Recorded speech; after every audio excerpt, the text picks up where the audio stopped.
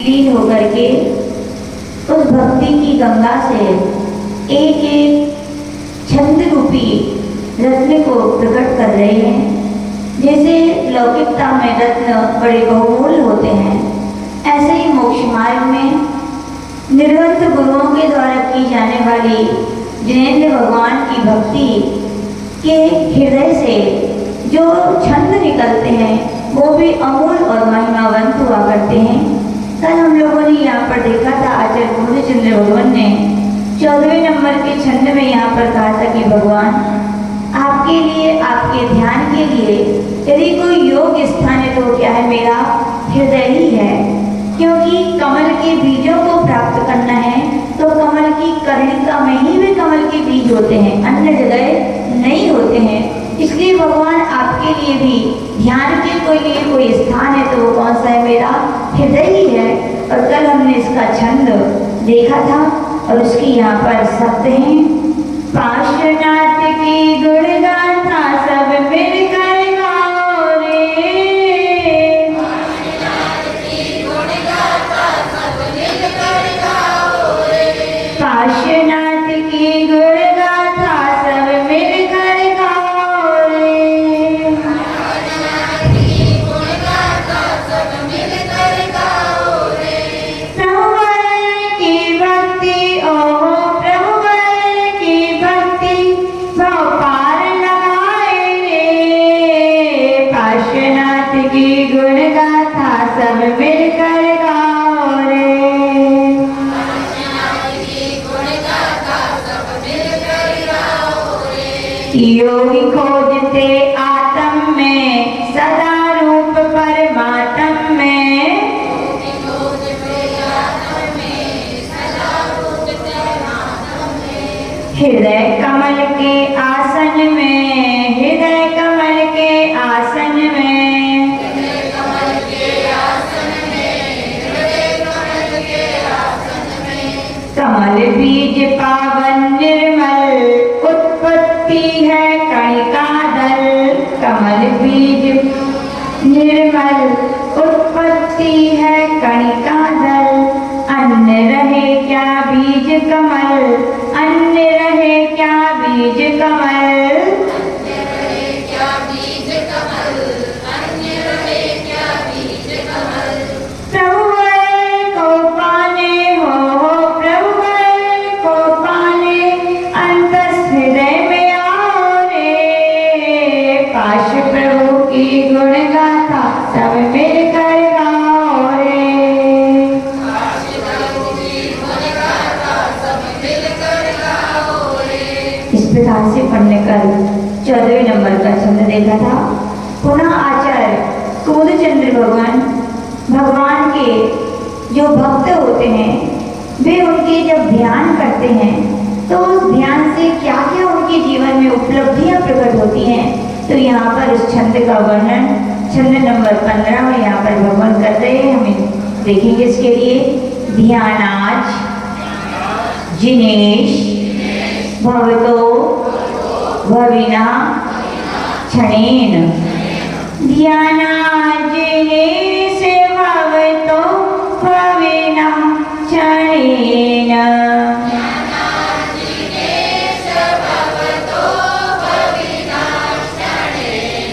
देहं विहाय परमात्मा दशां व्रजन्ति, देहं विहाय परमात्मा दशां व्रजन्ति,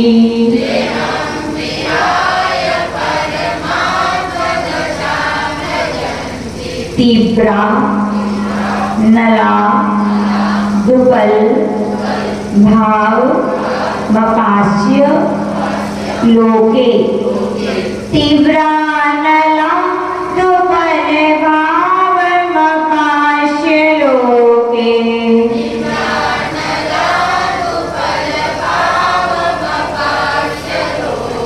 चामी करत्व मचिरा दिव धातु भेदा, चामी करत्व मचिरा दिव धातु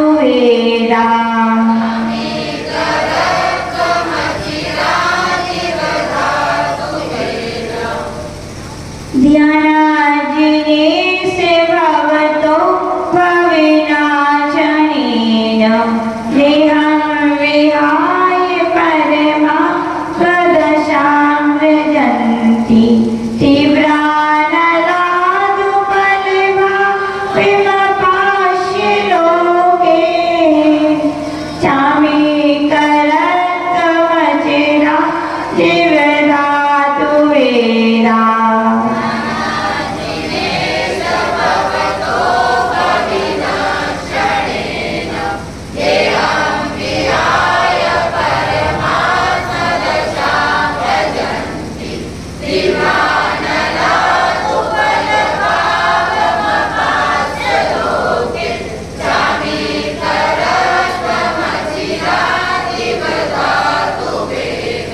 छंद बहुत सरल है, कहीं भी हमें लगता है किसी को पढ़ने में दिक्कत नहीं आई होगी। इसकी आचार्य भगवान इसका अन्व्यार्थ कर रहे हैं। जिनेश जिन ईश यानी कि हे जिनेन्द्र भगवान, लोके यानी लोक में, तीव्र नलाद इससे निकलेगा तीव्र अनलाद। अनल अनल का अर्थ होता है, क्या होता है? अग्नि। तीव्र अग्नि के संबंध से धातु भेदा यानी अनेक प्रकार की धातुएं। उपल भावम, उपल का अर्थ होता है पत्थर, यानी कि पत्थर रूप पूर्व पर्याय को अपाश्य यानी छोड़कर, अचिरात यानी शीघ्र ही, चामी करत्वम इव यानी कि स्वर्ण पर्याय को प्राप्त हो जाती हैं। कहने का तात्पर्य है कि कोई अशुद्ध सोना जिसमें बहुत सारी धातुएं मिली होती हैं, उस अशुद्ध सोने के लिए यदि अग्नि का संबंध प्राप्त हो जाए, अग्नि का संसर्ग प्राप्त हो जाए, तो वो क्या होता है कि उस अग्नि के ताव के कारण वो शुद्ध स्वर्ण है, वो क्या है? अपने शुद्ध स्वर्णपणे को क्या हो जाता है? प्राप्त हो जाता है। उदाहरण दे रहे हैं भविना, इन्हें संसार के प्राणी, भवता यानी आपके, ध्यानात यानी ध्यान से, देहम यानी देह को, विहाय यानी छोड़कर, क्षणेन यानी क्षण भर में, परमात्मा दशाम परमात्मा की अवस्था को व्रजंती यानी प्राप्त हो जाते हैं। यानी कि जो भविजन आपका हृदय में आपको बिठा करके आपका ध्यान करते हैं, तो दुनिया की उपलब्धियां मिलती है तो मिलती हैं, लेकिन यहाँ पर कह रहे कि भगवान आपके ध्यान के कारण, ध्यान के संसर्ग से जो देह है, आत्मा के संबंध से, यानी कि जैसे स्वर्ण में खराब मटेरियल था वो निकल जाता है, ऐसे हमारे शरीर और आत्मा का जो अनादिकाल से संबंध है, वो शरीर भी आपके ध्यान से आत्मा से क्या हो जाता है? विलय हो जाता है। यानी कि आत्मा अपने शुद्ध स्वभाव को क्या है? प्राप्त कर लिए थी। यहाँ पर ऐसा कहा गया। पार्श्वनाथ की गुण गाथा सब मिलकर गाओ रे,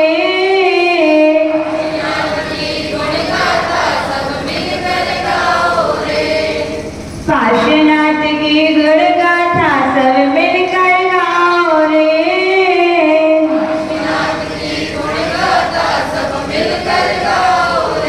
प्रभु की भक्ति ओहो प्रभु की भक्ति तो पार लगाए रे, पार्श्वनाथ की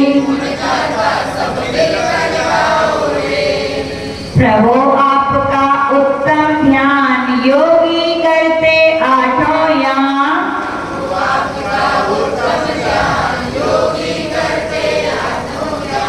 देहातीत बने भगवान, देहातीत बने भगवान,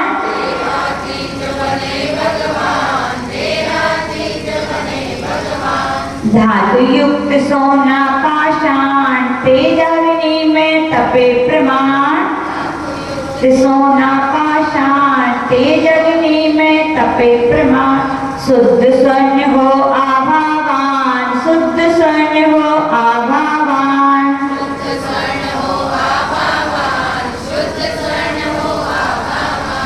प्रभु का ध्यान ओहो प्रभु का ध्यान आत्म शुद्ध बनाए रे, काश प्रभु की गुण गाथा सब मिलकर गाओ रे,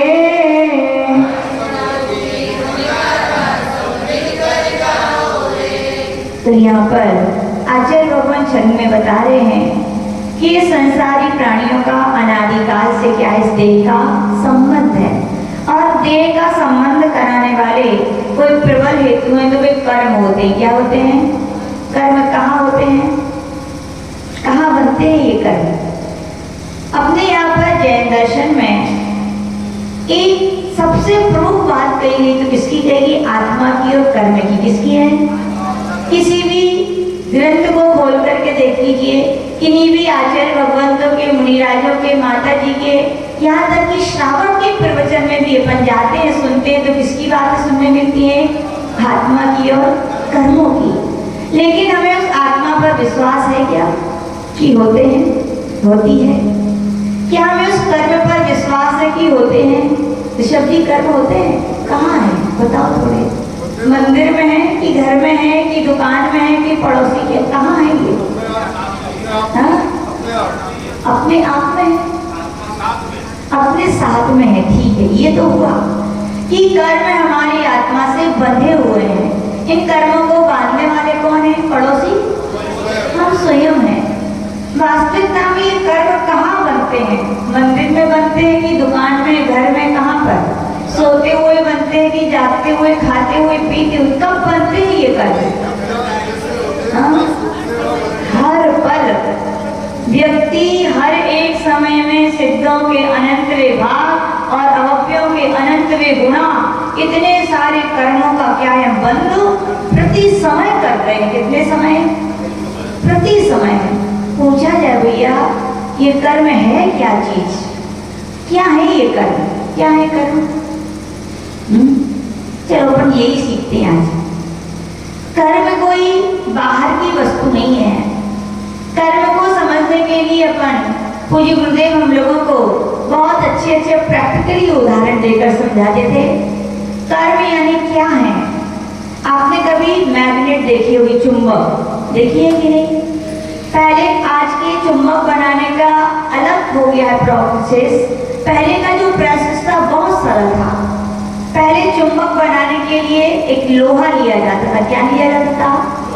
लोहा का टुकड़ा पर इलेक्ट्रिसिटी के वायर, थोड़ा कम कर दीजिए इसको, इलेक्ट्रिसिटी के क्या है वायर लपेट दिए जाते थे और उसी में ही बिजली का प्रवाह कर दिया जाता। तो क्या बढ़ गया? वही लोहे का टुकड़ा किसका काम करता था? चुंबक का काम। तो क्या चुंबक कोई अलग चीज है? क्या है? लोहे का ही कुछ अंश है। बस इलेक्ट्रिसिटी, बिजली के संसर्ग को पाकर के क्या हो गया? वो चुंबक बन गया। ऐसे ध्यान रखना।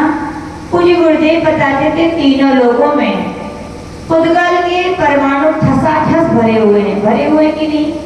यहाँ पुद्गल है कि नहीं है? दिख रहा है क्या रमेश जी? यहाँ नहीं दिख रहा है लेकिन है। आपके ये पक्के मकान बन गए इसलिए थोड़ा दिखाई नहीं देता। ये प्रैक्टिकली देखना है तो पुराने घर जो खप्पर के होते थे, दरवाजे जब बंद कर दिए जाते थे गर्मी के दिनों में और कहीं छोटा सा छेद हो खप्पर से, तो वहां से प्रकाश आता था कि नहीं? उसमें कुछ दिखता था कि नहीं? छोटे छोटे कितने सारे परमाणु ऐसे घूमते घूमते देखे कि नहीं? सबने देखे हो, देखे हैं। तो यहाँ भी है कि नहीं है? है, बस हमें इतने सूक्ष्म है कि वो हमारे लिए दिखाई नहीं दे रहे। यानी कि कहने का तात्पर्य सारे लोक में पुद्गल परमाणु के अणु ठसाठस भरे हुए हैं। पुद्गल की वर्गणाएं ठसाठस भरी हुई हैं। आचार्य नेमिचंद्र भगवत ने अपने ग्रंथ जीवकांड में बताया कि ये पुद्गल की वर्गणाएं 23 प्रकार की होती है। कितने प्रकार की होती हैं? उनमें से 5 प्रकार की जो वर्गणाएं हैं जो जीव से संबंध रखती हैं। क्या रखती हैं? वे कर्मण, वे वर्गणाएं हैं। पहली वर्गना का नाम है आहार वर्गना। कौन सी वर्गना?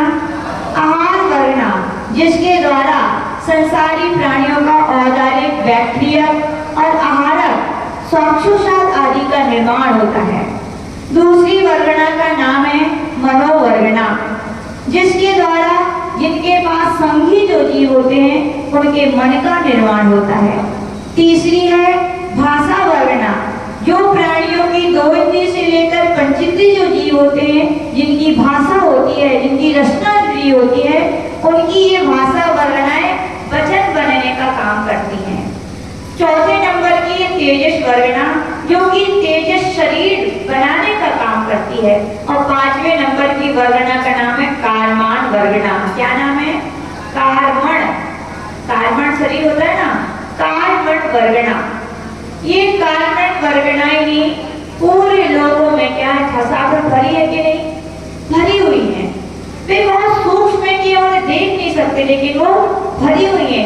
ये कार्मान वर्गणाएं हम प्रत्येक संसारी जीव के आत्मा के साथ चारों तरफ फैली हुई है। कहाँ फैली हुई है? चारों तरफ फैली हुई है। और जैसे और कैसे लगी हुई है, तो कहा गया विश्व श्रोतचय रूप में। कौन से रूप में? यानी उम्मीदवार। जैसे पहले के समय में जब गर्मियों में पानी नहीं आता था नल में, तो आप कहाँ जाते थे भरने? कुएं में, हैंडपंप पर। और भीड़ बहुत होती थी, तो क्या करते थे आप लोग? लाइन लगा लेते थे। भैया क्या लगा लो? लाइन। या फिर कंट्रोल की दुकान पर जब राशन लेने जाओ तो क्या लगानी पड़ती? लाइन। यानी कि इतने उम्मीदवार यहाँ पर खड़े हैं राशन लेने के लिए, पानी लेने के लिए।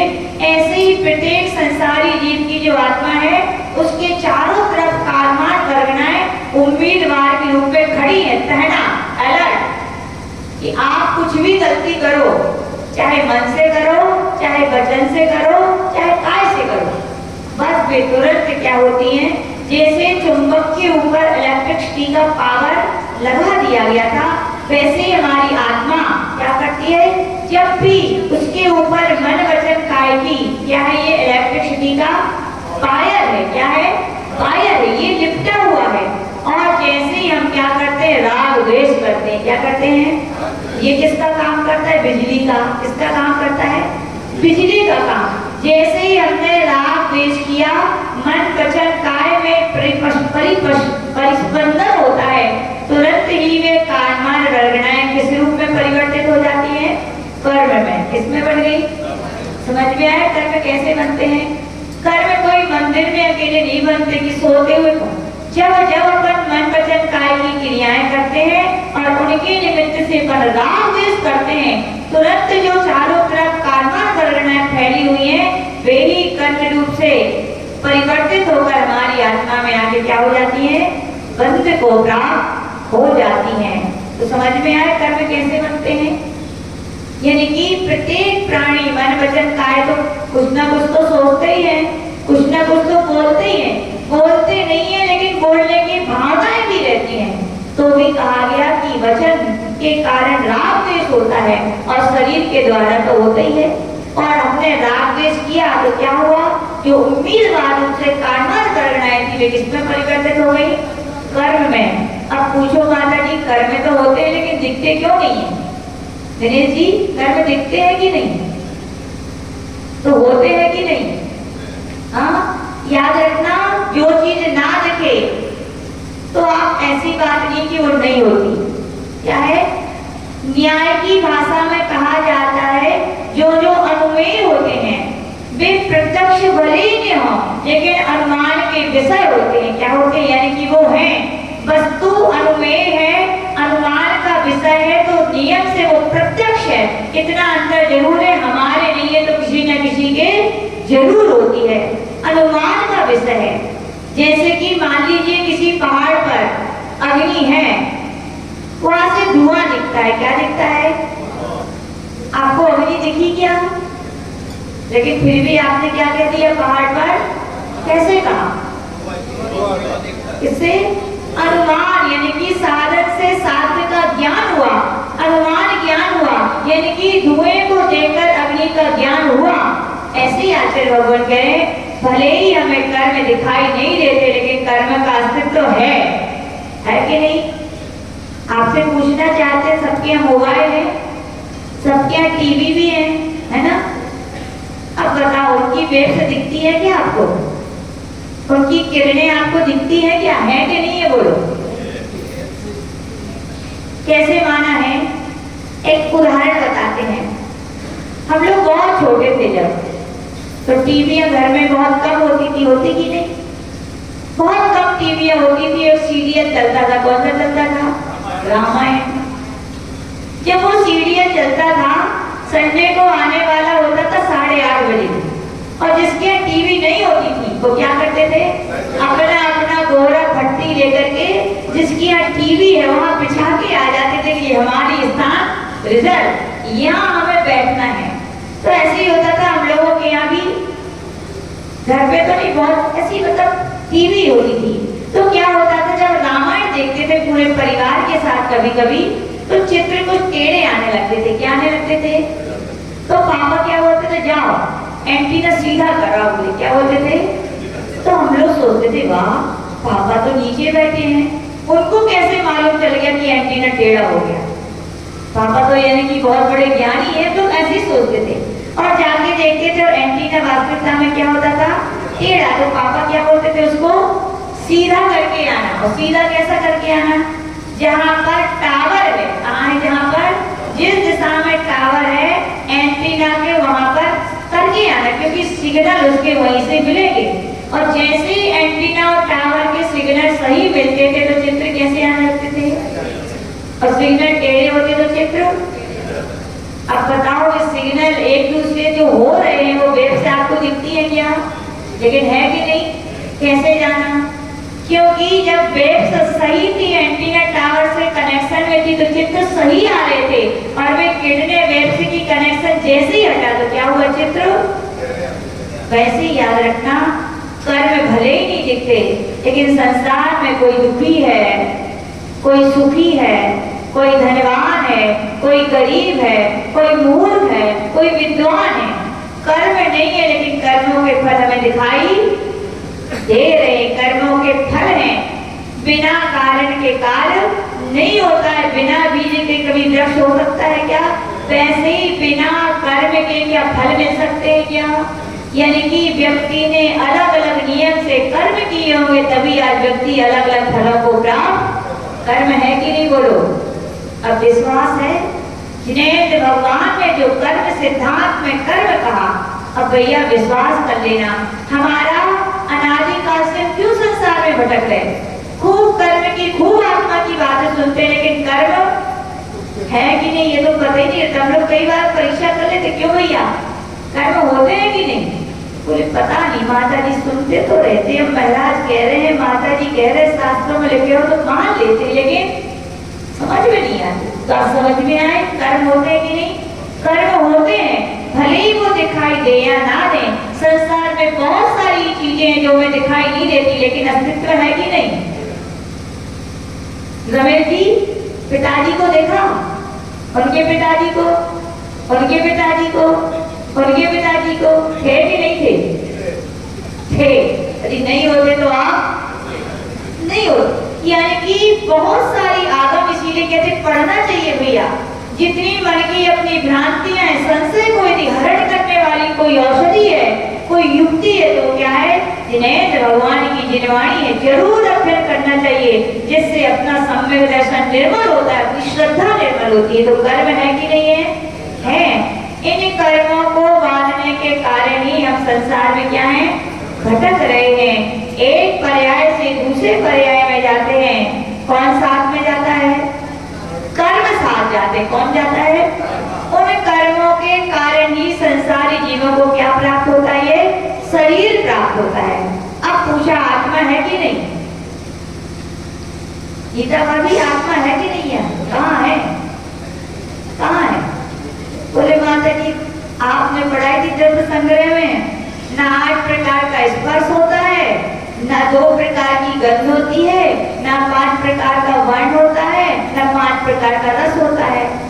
यानी कि स्पर्श कर नहीं सकते, सुगंध इसकी ले नहीं सकते, जीभ से चख नहीं सकते, आंखों से देख नहीं सकते। बताओ कैसे आत्मा समझ में नहीं आती। बोले भाई याद रखना, आत्मा अमूर्तिक है। क्या है? मूर्तिक होती तो उसके स्पर्श रस गंध वर्ण होते, लेकिन वो क्या है? अमूर्तिक है। पहले कहा कि अनुमेय, यानी कि वस्तु है, अनुमान का विषय है, अनुमेय है, हमारे लिए नहीं दिखती, लेकिन किसी न किसी को तो दिखती है। किसको दिखती है? वो आत्मा।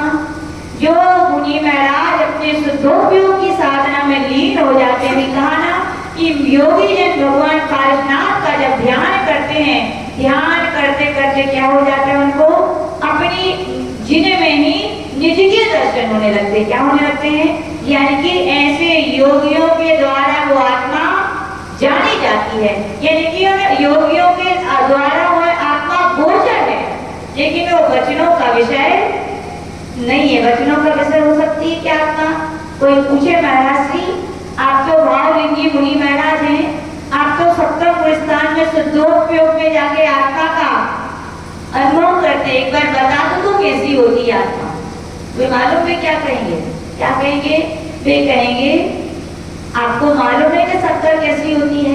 कैसी होती शक्कर? मीठी है। बताओ मीठा कैसा होता है? बता सकते हो क्या? जैसे शक्कर का स्वाद मीठापन बता सकते, लेकिन मीठा कैसा होता है तो कहा जाएगा माता जी चौका में यो बढ़िया रसगुल्ला खिलाएंगे तो चख लेना, लेकिन हम बता नहीं सकते, है ना? ऐसे ही योगी मुनि महाराज कहेंगे भैया आत्मा का जो मैं अनुभव किया है वो मैं वचन के अगोचर है, वो मैं वचनों से नहीं कह सकता। यदि आपको अनुभव करनी है वर्दी चंद जी, बन जाओ मुनि महाराज, लगाओ आत्मा का ध्यान, जाओ सुखोपयोग में, वो आत्मा भी दिखेगी। लेकिन कोई पूछे ठीक है माता जी, हर कोई तो महाराज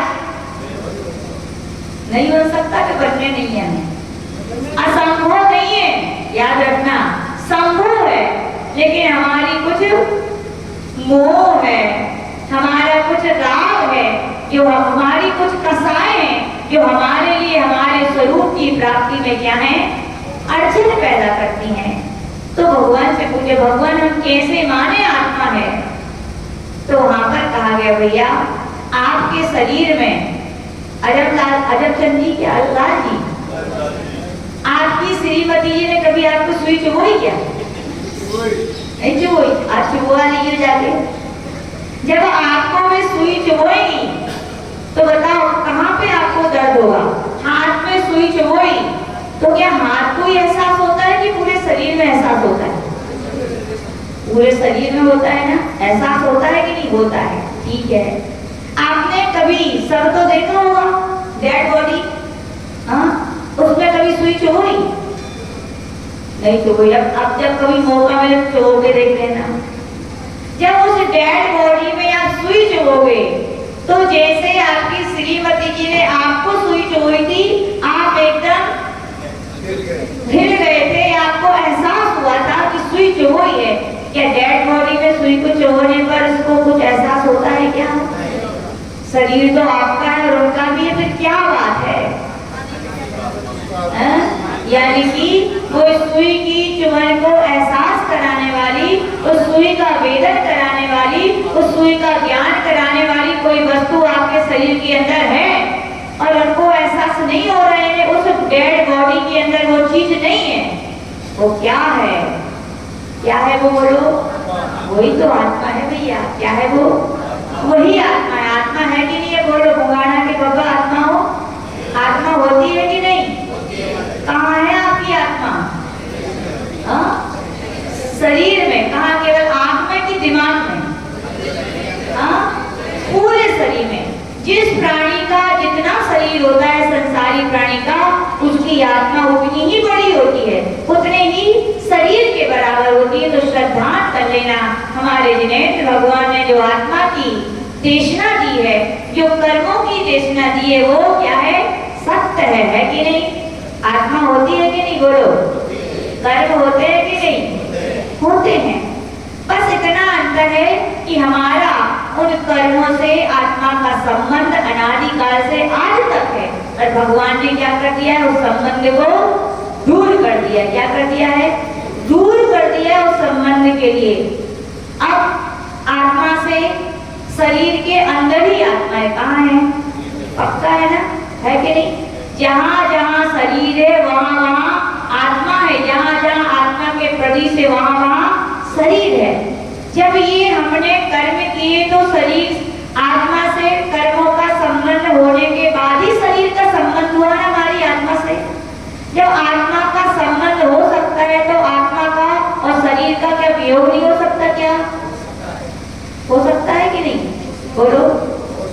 देखा जी, दूध में पानी मिलाओ कि नहीं मिलाओ? मिलाया। जब दूध में आप पानी मिला सकते हो तो आपके पास कोई ऐसी टेक्निक भी तो होगी कि आप दूध से पानी को अलग कर सको, है कि नहीं? महिलाओं के पास टेक्निक क्या है आपके पास? ऐसा बोलो, क्या कर दोगे? बोले माता जी गैस पे रख देंगे। क्या रख देंगे? इसको, दूध को? दूध को मत रखना, दूध को पहले बर्तन में रखना, याद रखना। बिना बर्तन के दूध रख दिया तो अग्नि में गैस बुझ जाएगी, ना दूध पानी अलग हो पाएगा बल्कि खराब हो जाएगा। तो आचार्य भगवान कह रहे एक पात्र में लेकर, जैसे वो महिलाएं जिस दूध में पानी को मिलाया था वे ही उसको इतना कितना गर्म करते हो, इतना गर्म करते कि पानी उड़ जाता है। और क्या रह जाता है? दूध रह जाता है। क्या रह जाता है? मान लो करणमल जी दूध में पानी मिलाया आपने बहुत, तभी पैसा आया। हाँ? अब आपसे कहा जाए इसको अलग करना है, क्या करोगे? गैस नहीं है इनके पास, अजीतमल जी इनके गैस की टंकी खाली। अब ये क्या करेंगे? और उनको तुरंत करना है दूध से पानी को अलग, क्या करोगे? क्या करोगे? बोलो, है किसी के पास बिना गैस के पानी और दूध को अलग करने का उपाय? हाँ? क्या बोल रहे हो? क्या चाहिए? नींबू डाल दो। क्या डाल दो? नींबू डाल दो, एक बूंद, क्या हो जाएगा? हट जाएगा। और हमारे यहाँ पर आचार्य भगवंत कह रहे हैं इसको कहते मराल न्याय, यानी कि हंस न्याय। हंस देखा कि नहीं? आपने सुना होगा हंस में एक क्वालिटी होती, क्या होती है अमृत भैया? हंस को दूध रखा जाए तो क्या करेगा वो? दूध पी लेगा। और ऐसा क्या कारण है? ऐसी कौन सी युक्ति लगाई हंस ने कि वो दूध ही दूध पिया, पानी छोड़ गया? तो याद रखना उसकी चोंच में एक एसिड होता है। क्या होता है? नींबू की तरह खट्टा पदार्थ होता है। जैसे ही वो हंस क्या करता है? दूध में चोंच डालता है तो एसिड से दूध फट जाता है, पनीर का थक्का जम जाता है तो बढ़िया वो खा लेता है और पानी बच जाता है। तो आप क्या बोलते हो? उसने दूध पी लिया और बल्कि उसने क्या किया? पनीर खाया और पानी छोड़ दिया। कहने का तात्पर्य जिन कर्मों के द्वारा हमने अपनी आत्मा से शरीर का संसर्ग प्राप्त किया है, शरीर का और आत्मा का संश्लेष संबंध होता है दूध पानी की तरह। किसकी तरह? जैसे ये संश्लेष संबंध को बनाने वाले हम हैं, तो इस संश्लेष संबंध को खत्म करने वाले कौन होंगे? पड़ोसी होंगे। क्या कौन होंगे? हम स्वयं होंगे। जंजीर को बांधने वाले यदि हम हैं तो याद रखना छोड़ने वाले भी कौन है? हम ही होंगे। हमने इस शरीर से अपना कर्मों के द्वारा संबंध बनाया है तो हम में ही वो ताकत है, हमारी आत्मा में ही वो ताकत है कि उस संबंध को हम क्या कर सकते हैं? अलग कर सकते हैं। तो कर सकते हैं कि नहीं? क्या करना पड़ेगा आपको शरीर आत्मा को अलग करने के लिए? गर्म करना पड़ेगा। बैठ जाओ गैस पे, तपस्या करनी पड़ेगी। माता जी आप ही ने कही थी दूध को गैस पे रख के गर्म करो। नहीं भैया, देह को अग्नि से नहीं, देह को तपस्या से तपाना है, देह को तप से तपाना है, देह को ध्यान से तपाना है। ध्यान भी वो अग्नि है जो क्या कर देती है? शरीर और आत्मा को अलग कर देती। वही आपको चंद्र भगवान कह रहे कि जिस प्रकार से अशुद्ध स्वर्ण पाषाण के लिए अग्नि का संसर्ग प्राप्त होता है तो शुद्ध सोने में परिवर्तित हो जाता है, वैसे ही आचार्य पूज्यपाद महाराज अपनी स्तोत्र के ग्रंथ में कह रहे हैं योग्योपादानि योगेन दशता शरणतामता द्रव्यादि स्वादि संपत्ता वात्मनोऽप्यात्मतामता। यानी कि जिस प्रकार से अशुद्ध सोना अग्नि का संसर्ग पाके अपने स्वर्णपणे को प्राप्त हो जाता है, वैसे ही संसारी आत्माएं योग उपादान और योग निमित्त सुद्रव्य सुक्षेत्र सुकाल सुभावों को भा करके नियम से संसारी आत्मा की क्या बन सकती है? परमात्मा। लेकिन क्या होना चाहिए हमारे अंदर? उपादान होना चाहिए। क्या होना चाहिए? हमें ऐसे निमित्त मिलने चाहिए। यूं कहें कि निमित्त तो बहुत सारे पड़े हैं और हमारे अंदर उपादान भी है, लेकिन फिर भी आत्मा परमात्मा नहीं बन पा रही। क्या कारण है? तो कहा गया बंधक कारण है, प्रतिबंध कारण है। क्या है? जैसे बहुत अच्छी मिट्टी है, बहुत अच्छा कुम्हार है, सब कुछ है, लेकिन वो मिट्टी घड़ा नहीं बन पा रही। क्यों नहीं बन पा रही है? पानी है। और बोलो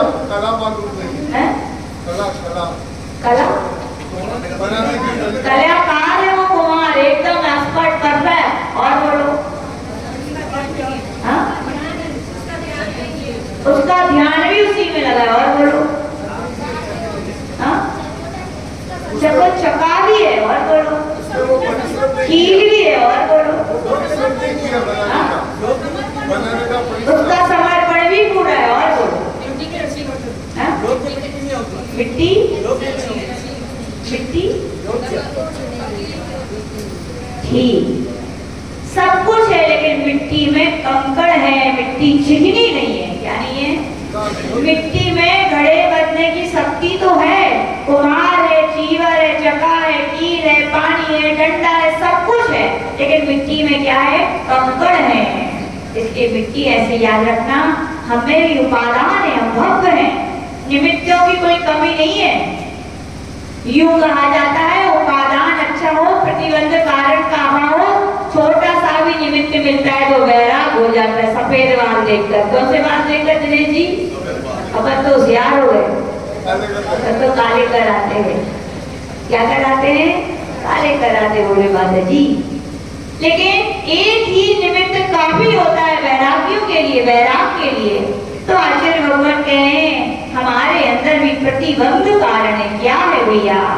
वो चारित्र मोहिनी कर्म का तीव्र उदय चल रहा है। क्या चल रहा है? या कहें हमारा सच्चा पुरुषार्थ नहीं है। क्या नहीं है? बिना पुरुषार्थ के कुछ हो पाता है क्या? कोई कितने ही सोचे, माता कहीं बोलो दीक्षा ले लो, बोले माता जी आपने तो कही थी जब होना होगी तो हो जाएगी। अरे भैया हर जगह जब होना होगी तो हो जाएगी नहीं लगाया जाता। किसान सोच ले, बीज बो दिए, हो जाएगी फसल, हो जाएगी क्या? बिना उसकी वो देख रेख करे। बोलो भैया उपादान भी आपके पास है कि नहीं है? आप भक्त हो, निमित्त भी ढेरों हैं। सच्ची विजनैन देव की वाणी, निर्गंथों की वाणी मिल रही है, इससे बढ़िया और क्या निमित्त हो सकते? बोलो। फिर भी आप नहीं बन पा रहे हो योग, यानी क्यों नहीं बन पा रहे हो? हमारा पुरुषार्थ समर्थ नहीं है। क्या नहीं है? श्रेष्ठ नहीं है, या हमारे किसी कर्म का उदय चल रहा है, इसलिए हम ऐसा नहीं कर पा रहे। लेकिन जिस दिन सुद्रव्य, सुक्षेत्र, सुकाल और सुभाव की प्राप्ति हो जाएगी, उस दिन आपकी आत्मा को परमात्मा बनने में देरी लगेगी क्या? लेकिन क्या करना पड़ेगा? पुरुषार्थ। घर बैठे बैठे किसी का मोक्ष हुआ क्या? लोग से बोले दीक्षा ले लो, नहीं माता जी नहीं ले सकते। बोले क्यों? ताकत नहीं है। बोले अच्छा। पूज्य गुरुदेव कहते थे शादी करने की ताकत है, अब बोले वो तो करनी पड़ेगी। हमने अच्छा वो करनी पड़ेगी, और ये बोले ताकत नहीं है। पूज्य गुरुदेव कहते थे साधुओं के तो 22 परिचय होते, कितने होते? लेकिन गृहस्थों के 22,000 होते हैं। क्या होते हैं? ये बताओ कष्ट कब होता है? जब आप निराकुलता से होते हैं कि आकुलता से होते? बोलो।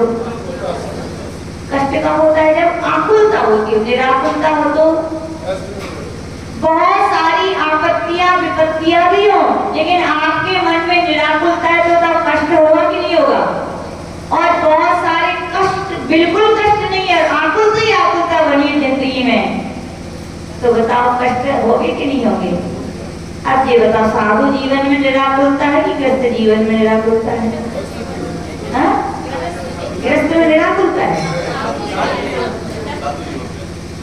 तो याद रखना, भले ही लोग कहते हैं कष्ट है, लेकिन यहाँ क्या है? निराकुलता है। निराकुलता से वे कष्ट भी कांटे नहीं फूल लगते हैं। क्या लगते हैं?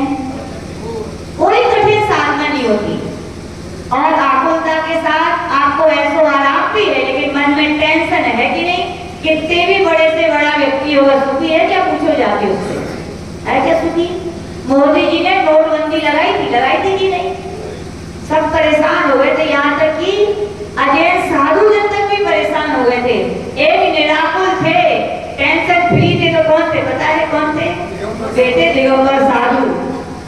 No dress, no address, no bank और नो बैलेंस, कुछ है ही नहीं है, सबसे ज्यादा निराकुलता।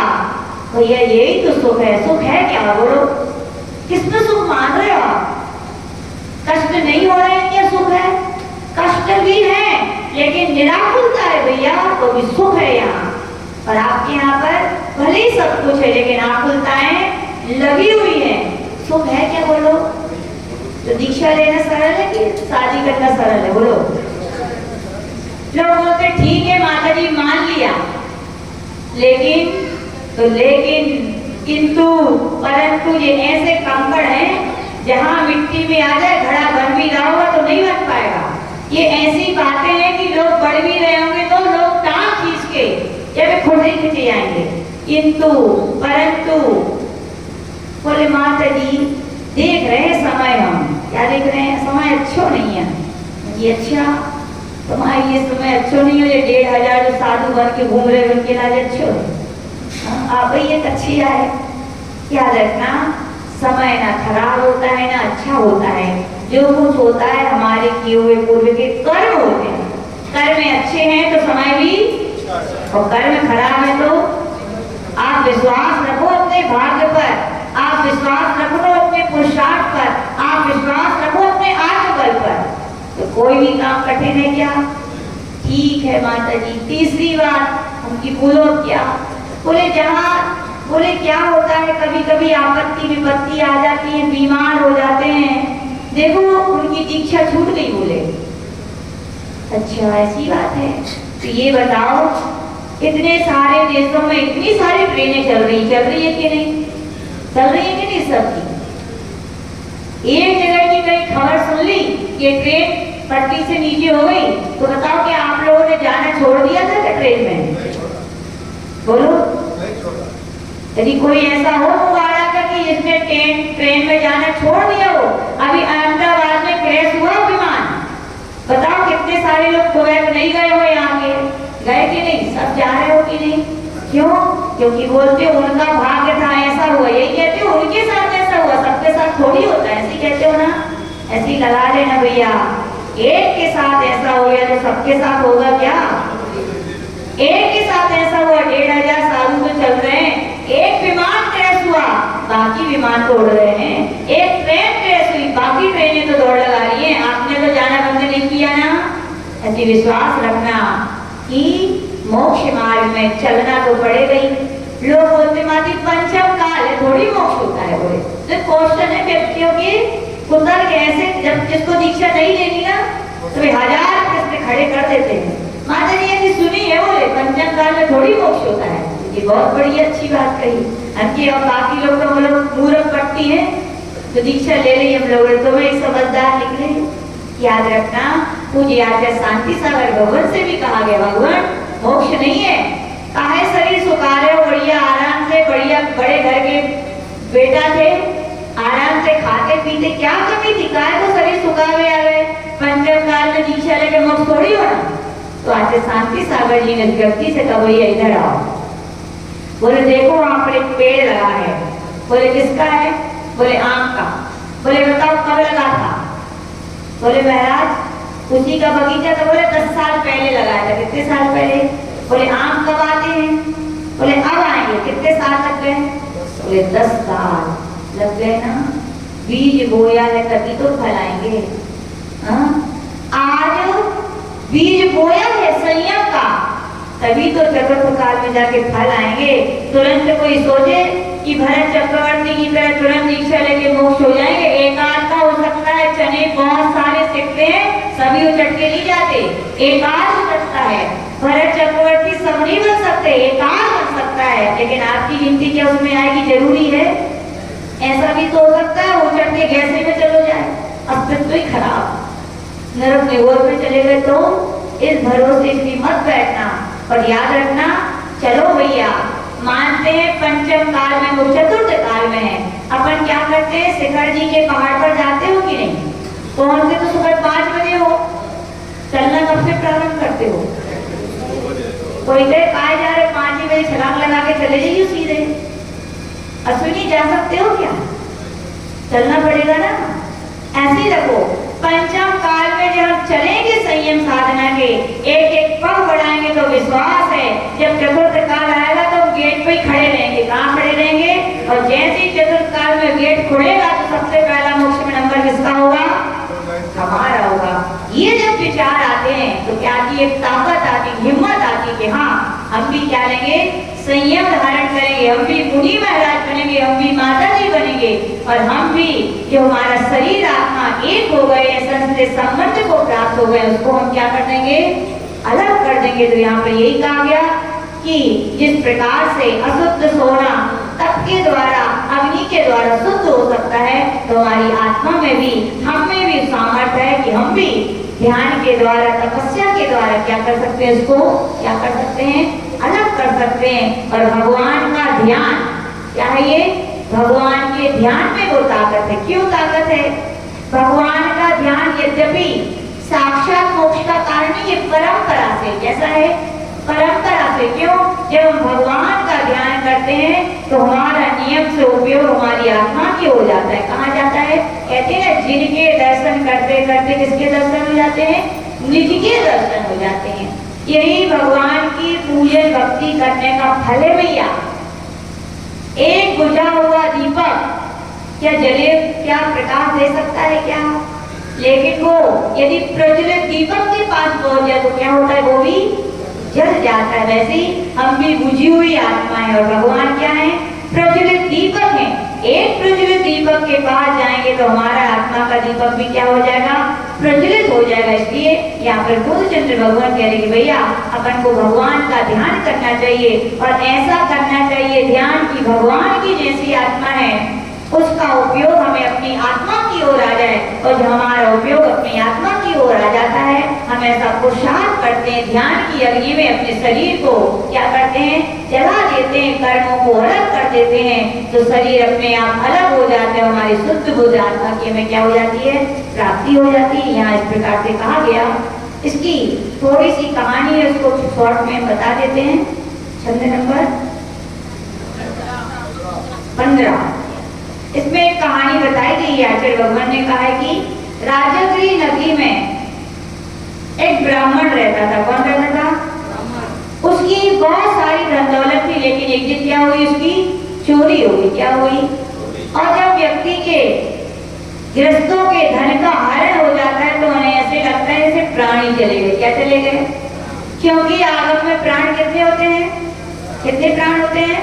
10। याद कर लो जितने लोग बैठे, छोटी छोटी बातें। प्राण कितने होते हैं? 10 होते हैं, यूं कहा जाता है। लेकिन गृहस्थ बोलते माता जी हमारे तो 11 प्राण है। बोले कौन सा प्राण है दिनेश जी? कौन सा है 11वां आपका प्राण? जी आंटी बोले नहीं माता जी, धन। क्या है? धन हमारा 11वां प्राण है। प्राण चले जाए तो कहा जाता है सब कुछ चला गया। ऐसी धन चला जाए तो गृहस्थों को ऐसा लगता है कि सब कुछ चला गया। घटना सुना है मजेदार। हम लोग श्रीयानगिरी में थे तो आचार्य जी के पास एक भैया, एक सगाई के अंकल आते थे, शायद गुलाब चंद जी नाम का, स्मरण नहीं है। तो क्या हुआ, एक बार उनको सगाई में जाना था। कहाँ जाना था? आज की भाषा में बोलेंगे तो साबो, आप ही कहो, हम नहीं कहते क्योंकि आप लोग साबो हाँ बोलते हो। तो उसमें जाना था। तो अब जिसके यहाँ जो होता है तो पहन के तो जाते ही हो आप लोग, है ना। अब तभी तो दिखाने का मौका रहता है कि हमारे पास इतना है, बाकी तो तिजोरी में बंद ही रहता है ना।